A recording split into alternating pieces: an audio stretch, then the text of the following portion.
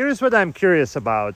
Have you ever experienced narcissists using conveniently ADHD as explanation for not listening, interrupting, taking over conversations and talking nonstop about themselves, one-upping you, forgetting things when it's convenient to them, especially when they're responsible for them, and you had a hard time discerning and you might have even felt guilty?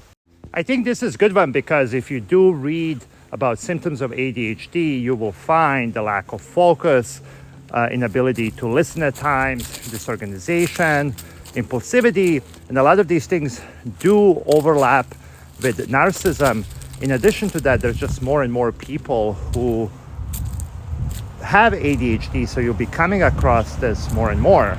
I think it's really good to focus on how the behaviors are impacting you, because if you're dealing with narcissists, one thing that stays consistent is lack of empathy, lack of self-reflection of how their behaviors may be impacting other people, and lack of interest in anyone other but themselves. And in addition to that, they are highly manipulative. So things like ADHD, depression, anxiety are not off the table if they are self-serving to a narcissist. Also, they have such high appetite for contempt. So if you bring up something like, you interrupted me for the 15th time here and took over conversation, they will immediately tell you, how dare you? You don't have empathy and you don't have understanding that I have ADHD and that I can't really control it. While on the other hand, people that have ADHD but are not narcissists will be highly apologetic. They'll say, I'm so sorry.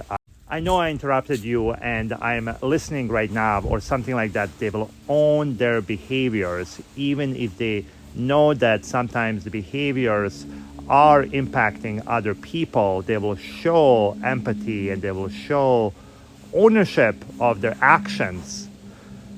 Well, that is what I think, but I'm really curious about hearing from you and what your experience have been. I know there's a lot of different nuances here and this topic is really interesting.